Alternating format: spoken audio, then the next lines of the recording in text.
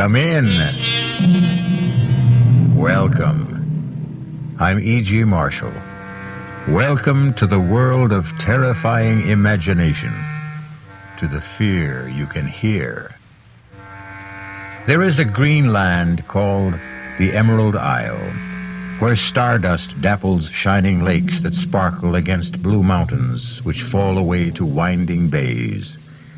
But there are darker sides to Ireland, currents that run deep, a wasting, bitter civil war in the north, and everywhere, lurking behind the shamrock and beneath the laughter, a dark world of legend, of banshees and warlocks, of voices on the wind against which the traveler should stop his ears, or the sound of the death bell. Well, if you won't read the tea leaves for Brian, she'll at least give a look at his palm. Oh, where's Denny? No, come on, cousin-in-law. I claim a visitor's privilege.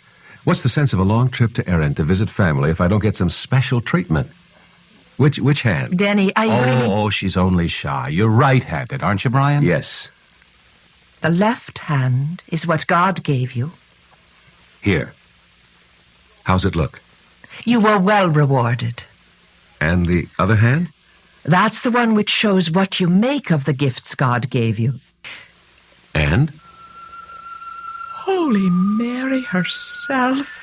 Didn't I know it? It's a hand I can't read. 'Tis marked by the shadow of death.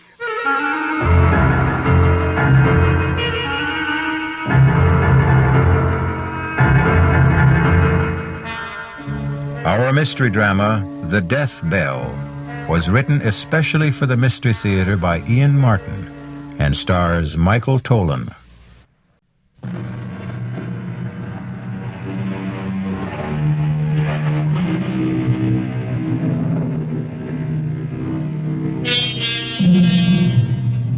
Since time immemorial, man has sought to trace the future in the lines of the palm. Can it be read there? Can a future be read from the stars, or from tarot cards, or in a crystal ball? The best answer always is, if you truly believe. As in spite of herself, it would appear that Sheila Doyle does.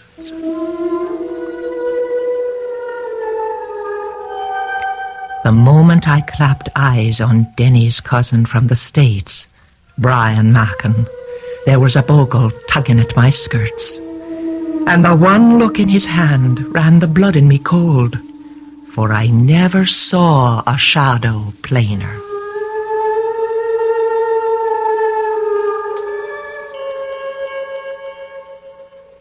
Brian? Oh, yes, Denny. Well, what are you doing over by the window?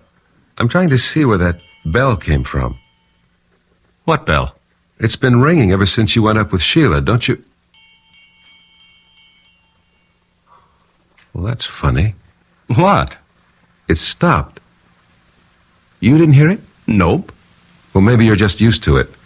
Don't you have some kind of a bell around here? Well, the church? No, not a church bell. Something much smaller, like, on an animal, maybe. Well, there aren't any animals around. Oh, well, maybe I'm just hearing things after that scare Sheila threw into me. Oh, look, Brian, I'm sorry about that. Sheila's as level-headed as they come about everything except some of the old country superstitions. She wasn't kidding, you know. She really believes in a lot of this. Well, forget it, Denny. I'm not worried about me. I was only concerned about Sheila. She looked all shook up. Oh, she was embarrassed. I think she felt she'd made a fool of herself. I don't think she'll be able to face you again tonight, but by morning she'll cook you a breakfast that'll stick to your ribs. You are going to stay, huh? Oh, I can take the car and run down to the local inn. No, sir, not on your life. My cousin comes all the way from the States. I don't let you get away till we do some catching up. Catching up? Yes.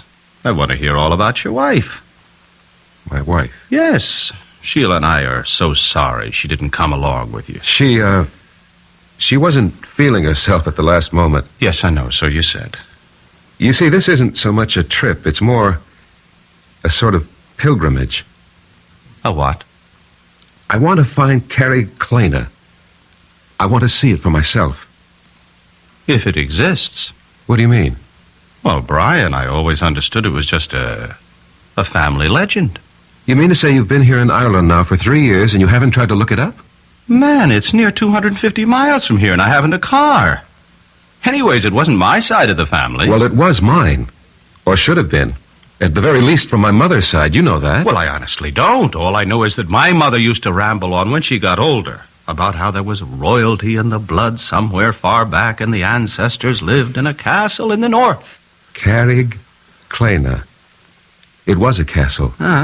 The Carrigs were said to be in the direct line of descent from Brian Boru himself. And it was a family custom to name the residence for the family name and for the wife who reigned over it. My great-great-grandmother, Clena, was married to the last of the line, Lord Carrig. Your great-great-grandfather? That's one of the things I'd like to find out. See, I think he was. You think? Lord Carrig didn't. He killed Clena and threw the man he said was her lover from the balcony over the sea to be smashed to death on the rocks below. And he sent my great-grandfather to be brought up by his wife's family, the Mackens. Your great-grandfather? You mean Carrig's son? He refused to recognize him. Claimed he was illegitimate. I see.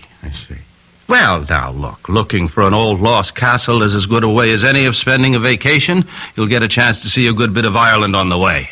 Now, come on. Let's go get your bag out of the car and I'll show you to your room.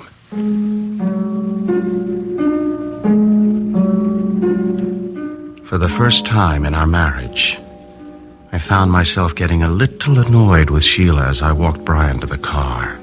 There was that vague kind of family connection between us, you right off as cousins, but mostly what we were was old friends and classmates. Now, with Sheila's superstitions jogging my imagination, I was uneasy with Brian. A feeling, thank the Lord, that a few minutes in the soft Irish night blew away. Oh, it's good to be alive on a night like this. It makes me think of... What, Brian? Commencement. The end of the term, anyway. or after the last ball game of the season. Tired, but loose, you remember? Well, for pitchers, maybe. Catchers with old football knees took longer to unwind. Well, so, how's the old rat race? Advertising? Oh, it still goes round and round, hamsters on a cage wheel. How's the writing? Slow, but sure. And I make an honest buck cutting peat to keep myself in shape. You're a happy man. Oh, what more could I ask for? Wait till you see your namesake tomorrow. Little Brian. How soon will he be 2? About the time his little sister comes to join him, 6 months or so. Oh, hey, you're having another? Yes. Well, that's solid, man. It's solid. Well, you know I always liked kids. Nothing like having your own, though. And how about you, senior citizen? What does that mean? Well, you have been married longer than Sheila and me. When are you and Gloria going to have yours? As a matter of fact, Gloria got pregnant 7 months ago. Oh, and you're trying to keep it secret. So that's why she didn't come along, huh? That's one of the reasons. But come on, I can't keep you away from your wife any longer. Here, just let me get my gear and we can hit the set. Oh, there's no hurry. For my money, we could sit up all night and shoot the breeze. Well, that'd suit me if I didn't have a long journey ahead of me tomorrow. Oh, I see. You're still determined to go chasing rainbows. I heard the door close when they left the house and had gone to the window to watch Denny and Brian talk at the car. I couldn't hear the words, but at least Brian's arms slung around Denny's shoulder eased my mind enough to make me go to bed. Still and all, even with the soothing sound of their voices rumbling below and their laughter, it was long before I fell into an uneasy sleep. Oh, Denny? Oh, I'm sorry. Shh, Sheila, shh. Darling, go to sleep. It's all right. I was half on to waking. Turn the light on. No need. I'm all undressed. Just come into bed. And did you get Brian settled? Yes. He's snoring already. By the time I closed up and looked in on little Brian, he was dead to the world. Darling, what's wrong? Hmm? You shivered. Oh, 'twas maybe a hair limped over my grave. Hold me. Who needs to be asked? Sheila, you're wrong about Brian. What way? We've had a long talk, just like old times. I never felt closer to him. Well, I know you've missed him since you came away here. We were always more like brothers than cousins. Well, I'm not saying he isn't tense and all wound up, but that's old stuff to me, Akushla. Oh, you're making to be a real Irishman again. Well, next to you because of you, and grateful I am. Are you for real, Danny? Don't you know? Oh, Sheila, I used to be all tied up in knots like Brian, and that's all it is, you see. Well, I hope you're right. You haven't heard the best news yet. What? Well, you're not the only one that's carrying a heart beneath your own. Gloria's expecting. Brian's wife? When? Before you. That's why she didn't come along this trip. Well, that's good news, Denny. I want to be happy for your friend, your cousin, your brother, almost. Well, so you can be. You can be. Sheila. What did you think you saw in Brian's palm? Don't ask me. First of all, because I have no words to tell you, and second, I'm praying to sweet Mary to forgive me, for I'm hoping it was himself was only giving me a warning not to meddle in the Lord's business.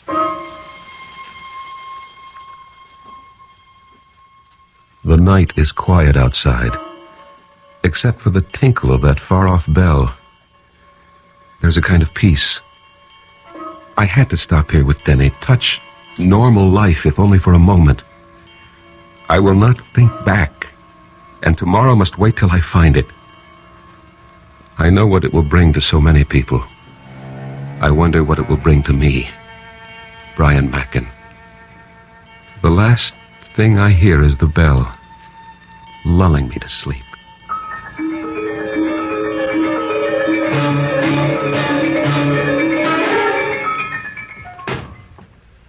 Well, that does it.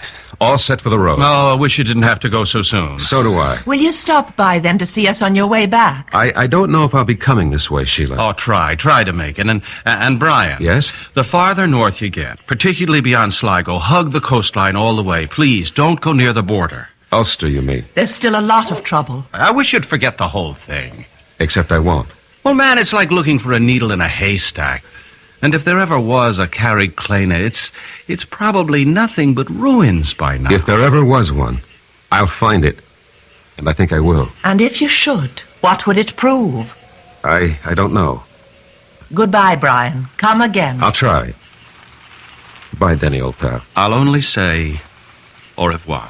And it's glad I am to have met you, and forgive me for last night. The gypsy's warning? I don't know what came over me. Think nothing of it. Well, so long, chum, and drive carefully. I hope you had a good night's sleep. With the good company and the good air, what else? Even the little bell I finally got used to. And off I went like a log. So here goes. Hail and farewell.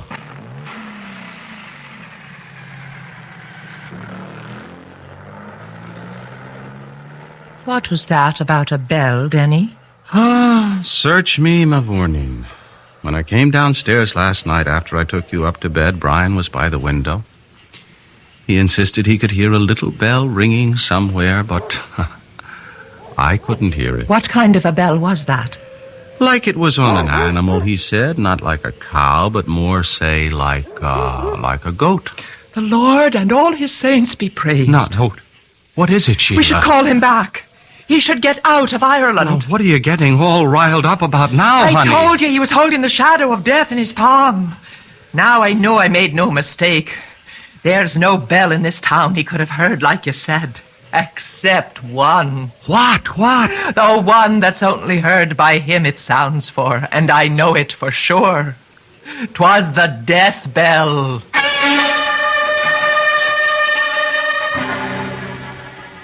Ole, 'tis dark, and I heard the death bell, and I darena go out for gold or for fee. So runs the old Gaelic folk belief, that death sounds the warning of his coming by a ringing in the ears. Is Brian Mackin really marked for death? And if so, how soon? And how? We will return shortly with Act 2.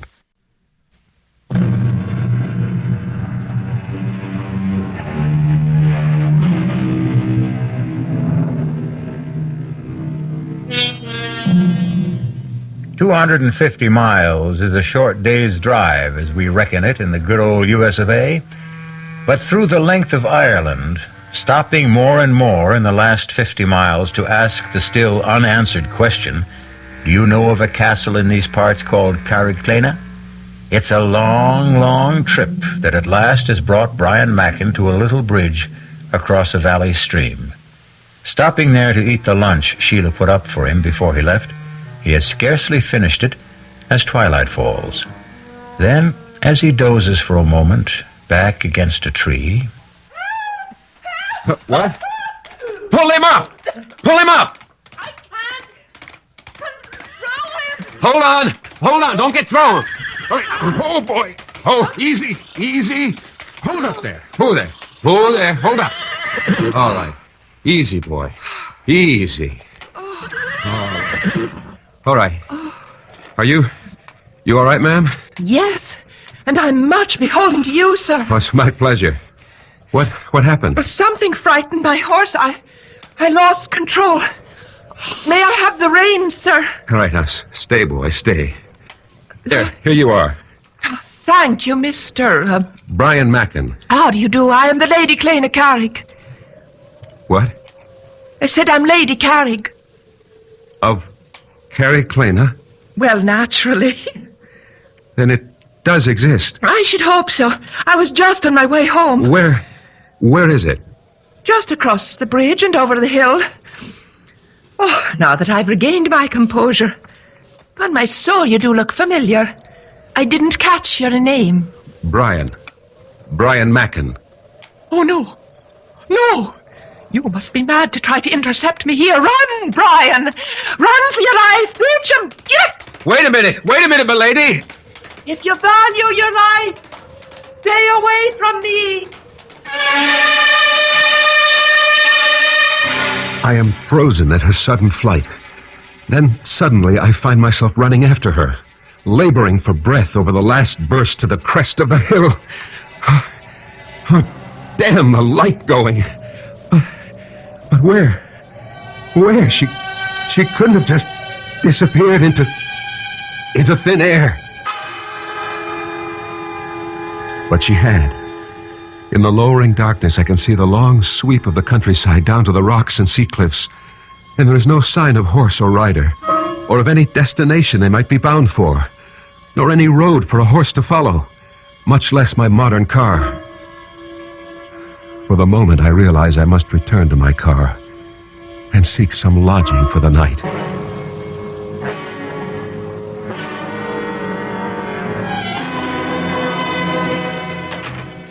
Danny, is that you? Well, who else were you expecting, Sheila? Oh, darling, I'm that glad to see you. Ah. It's late you are. Oh, we cut a few extra squares tonight as long as the light was with us. Here, what is it, little bird? You're all aflutter. It's Brian's on my mind. Oh, you'll laugh at me again, I suppose. But as I was laying our little one down with the sun just gone over the hill, I thought I heard him calling, Clena, Clena. Oh, now, Sheila, what's got into you? I wish I knew. I only know somehow we should never have let Brian go off for the north. Something terrible is going to happen to him. And if there is, what could we do to stop it? Well, we should try. Would you have me follow him on Shank's mare? How fast do you think I could walk it? Well, you could borrow the McFadden's car or Seamus' motorcycle. And if I did, where would I head for? Oh, don't fault me, darling, or make me the fool. It's just a feeling comes over me and I can't help it. I want to be wrong. I hope I'm wrong. Sheila, now please, stop worrying about Brian. If anyone ever knew how to take care of himself, that's the guy.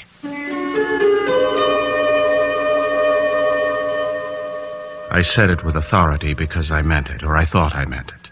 Or I tried to mean it because I wanted to reassure Sheila. The truth is, I was shaken again. I'd been 3 years living in Ireland, long enough to fall under all of her spells, even the black ones. And I'd have given anything to know where Brian was at that moment.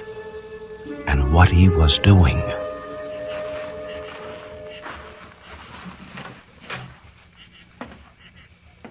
Excuse me, gentlemen. Sorry, closing time is posted. I wasn't looking for a drink as much as I was for accommodations tonight. Well, now, as to that... I'm willing to pay well for it. An American, is it? Well, for that much, I suppose we could be after finding your room and a bite to sup. And perhaps a little information? We're not for doing much talking around these parts, in particular to strangers.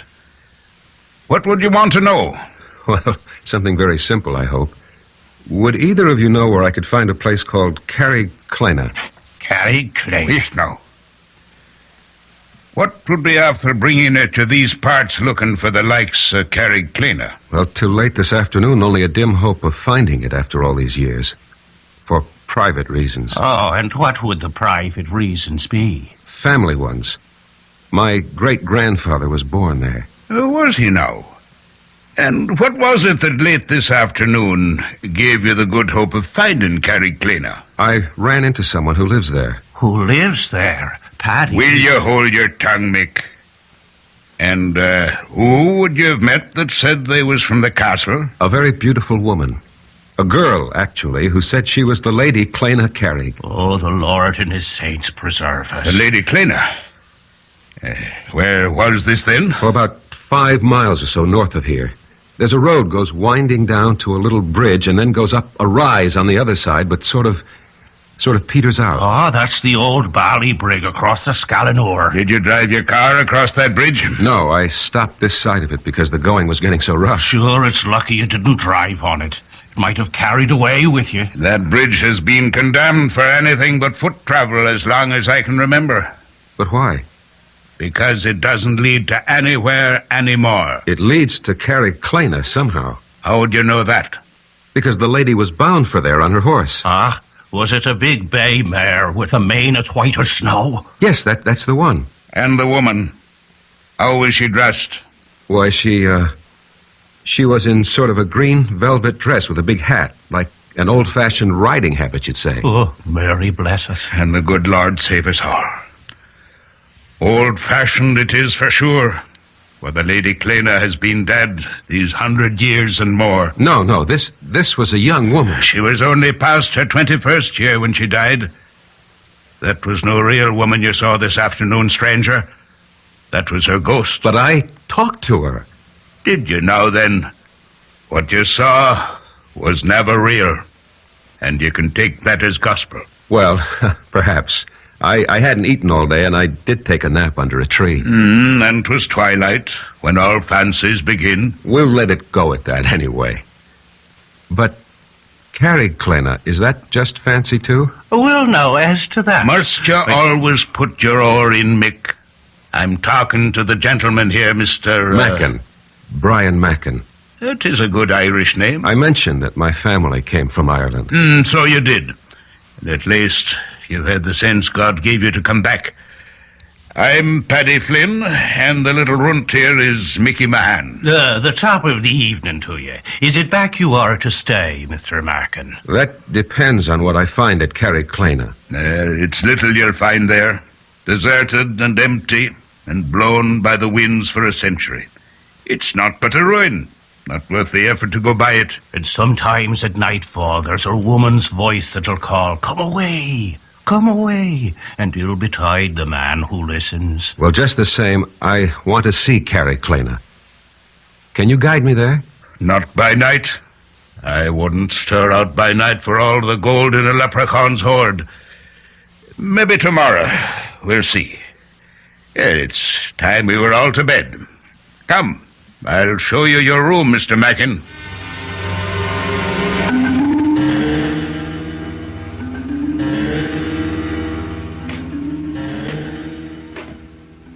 Do you think he's from the police?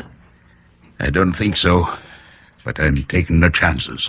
Sure, and what are you doing there? I'm making Mr. Mackin a little nightcap, as he requested.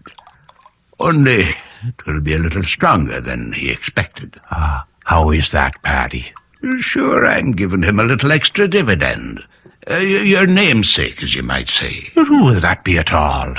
Mickey Finn. I never heard tell of him. Well, now, that's because he emigrated to Chicago, USA, long before your time and mine. But he gave his name to what's in this little bottle here. Well, looks like no more than bog water. It'll make you sleep a deal sounder. Now then, you'll take this drink up to him, whilst I go arrange for the truck. It is a good thing we have a full moon to work with this night. To work? Isn't it obvious the guns are no longer safe at Carricklana?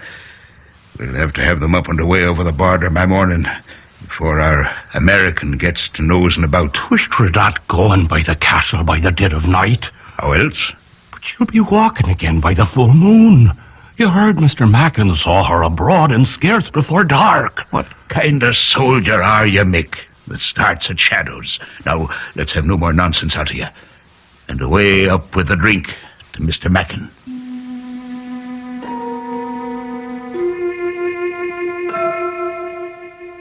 I look at my watch. It's just after midnight.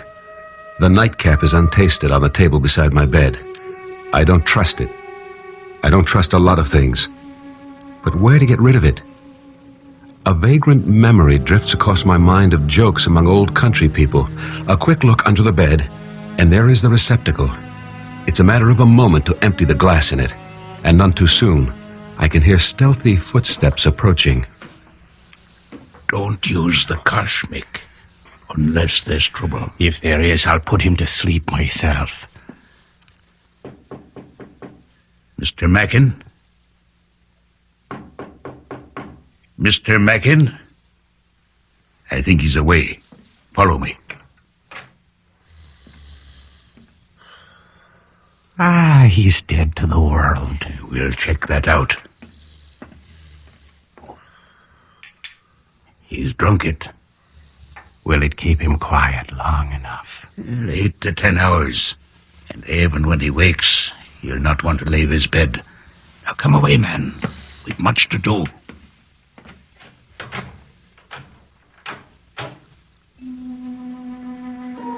Lying on my bed, snoring, pretending to be asleep, I have listened to everything.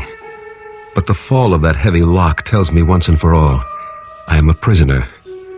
But as I wait for them to leave the house, I know that nothing will keep me from Carricklana. I have an appointment there that's been waiting 100 years. And even now, in the still of the night, I can hear the far-off tinkle of that bell and a voice crying. Come away, Brian. Come away back to Carricklana.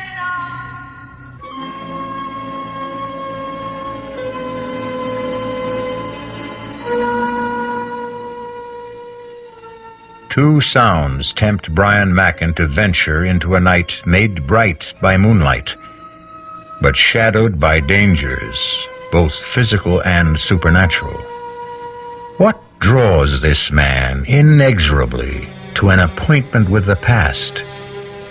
Is the death that Sheila foresaw in his hand something that he seeks, or fails to realize approaches? I will return shortly with Act 3.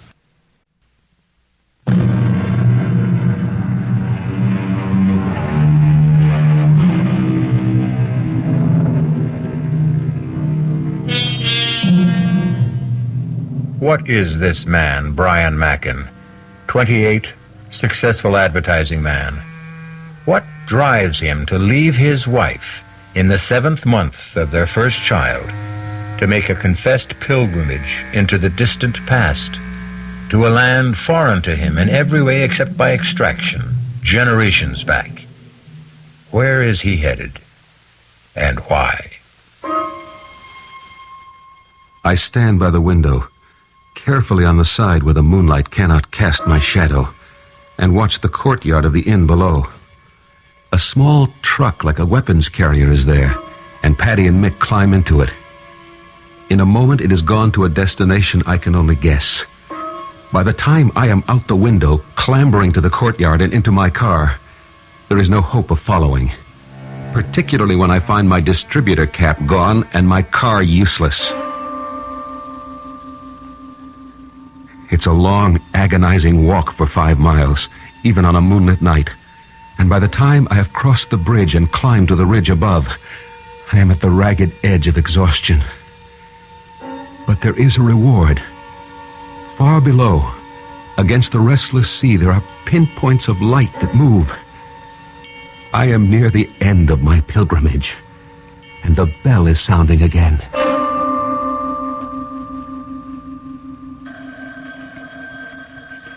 Danny! Danny! What is it, Sheila? The phone, it's ringing. Well, what time is it? It's 3:30 in the morning. Well, who could be calling us I now? don't know. I have been lying here awake, afraid that something was about to happen. Will you go down now and answer it, or shall I? All right. I'm on my way, but who? It's Brian, or something about him. And whatever it is, no bell that rings in the night brings anything but ill luck.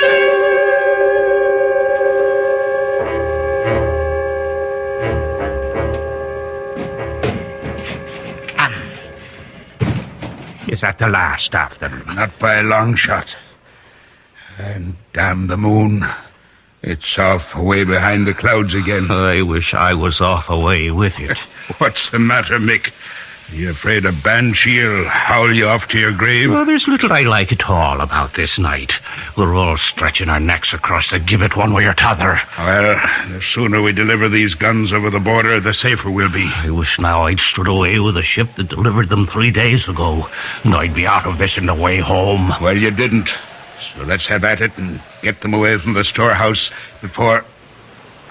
Wait a minute. What is it? By the ridge there. The silhouette of a man. Let's get the truck away and hidden around to the seaward side. Aye. You take it. Give me that cush of yours, and I'll handle whatever comes this way.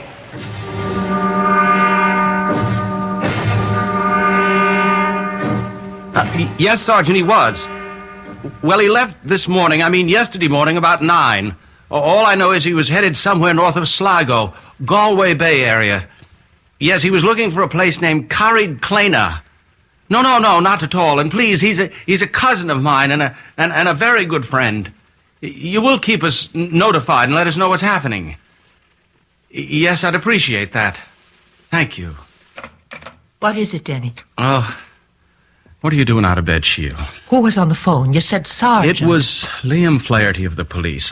Sheila, there's all hell to pay. Tell me. There was a tracer from the States. They called the local here to get in touch with us. Why? The police in America. We're trying to get in touch with Brian. What has Brian done? That isn't the point. It's what's been done to him. What? Brace yourself, my darling. Somebody murdered his wife.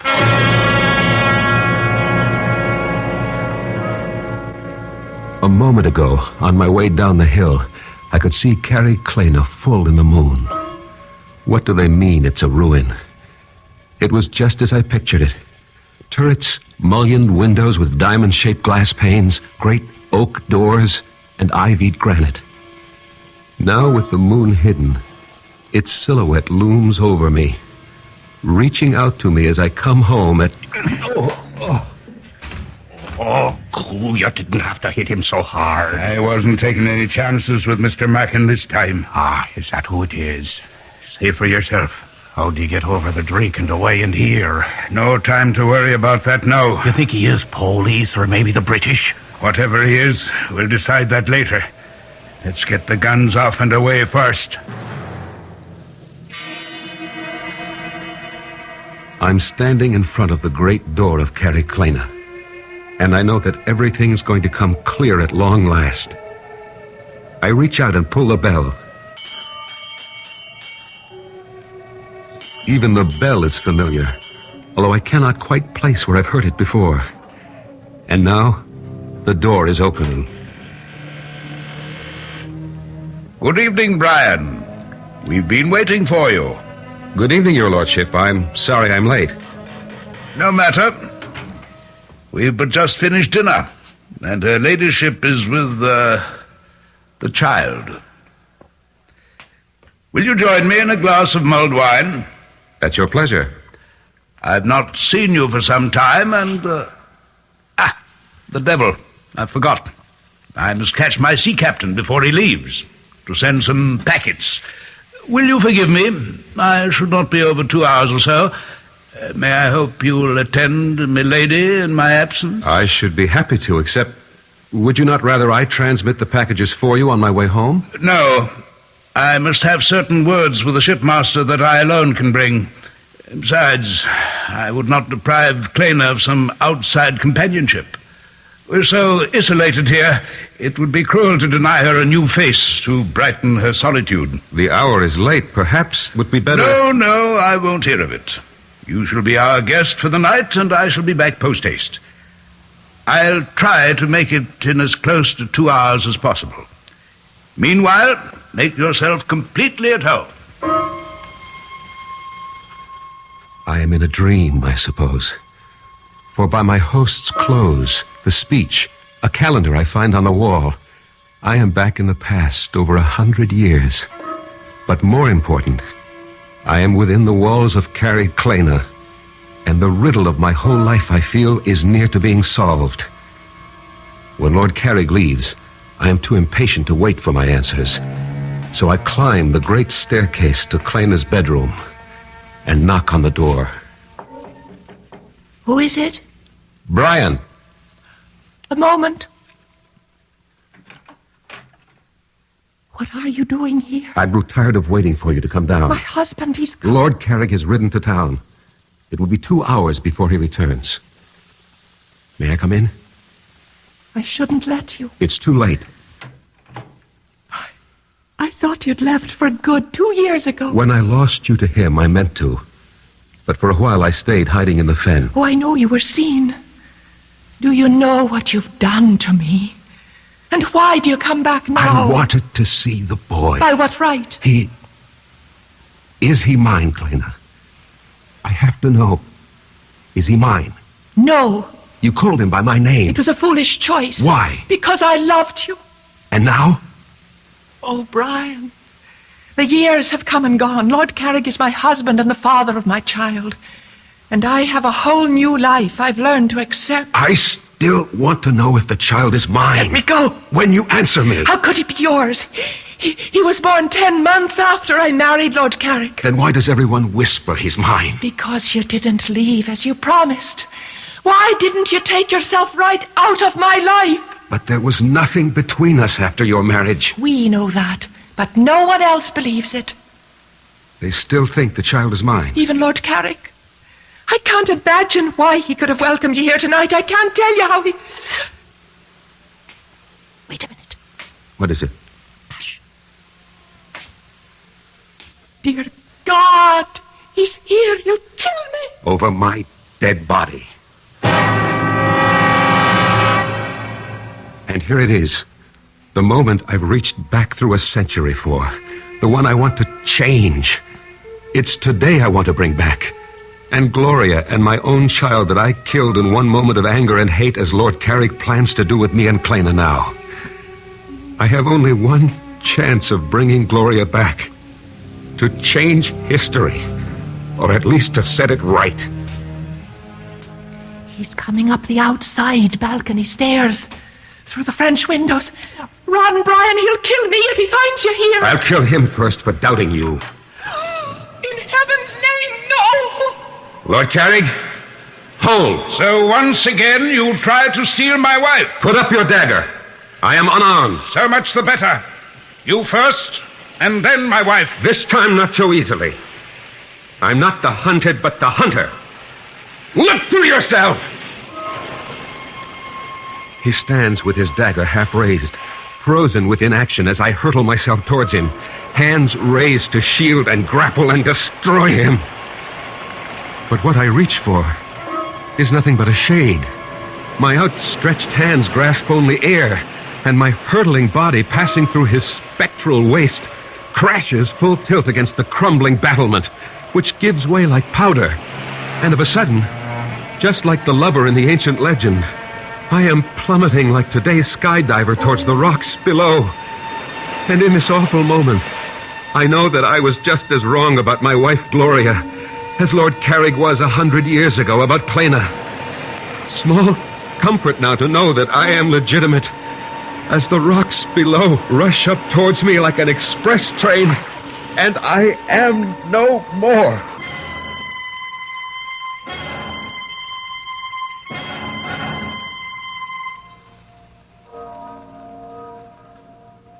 Are you ready, Sheila? In a moment. What is it, darling? But bell, I don't know if I ever want to hear a bell in my life again. That's only the church bell. We didn't ever hear the other one. What happened to him, Denny? Oh, I'd have to be God to answer that. He snapped. The way a lot of us do when life spins us around too fast and curdles our brains. Why do you think I ran away from it all and came here to find peace? Brian really killed Gloria. He'd had a nervous breakdown 2 months ago. He escaped from the sanitarium. His obsession about paternity had put him there, and Gloria was asking for a divorce. He lost his head. She lost her life. But how did he think he could escape by coming here? I don't think he was looking for escape, but... Oh, I know it's such a writer's word, but... expiation. Are you saying, then, he was after taking his own life? We'll never know, Sheila. The police say there's some evidence that the IRA were using Carrig Clena as a depot for smuggled arms from the sea. Maybe he stumbled on them. The local folk would tell you that anyone in that haunted castle after dark, especially when the moon was full, was risking God knows what. And someone I know very dearly sensed he was marked by fate for death. Oh, don't. I wouldn't wish that on anyone. Perhaps for Brian Macken 'twas the only way. Let's us go give him a decent burial and wish him peace at last.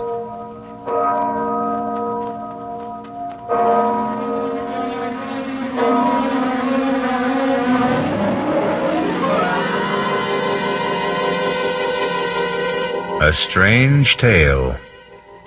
A tortured man who borrowed a century-old sorrow and carried it on his back like the old man of the sea. Small wonder he broke eventually under the senseless strain and ran amok. A man to be censured, but also to be pitied. A man for whom the death bell sounded. Let his epitaph be John Donne's, lest you stop to criticize too harshly. Ask not for whom the bell tolls. It tolls for thee. I'll be back shortly.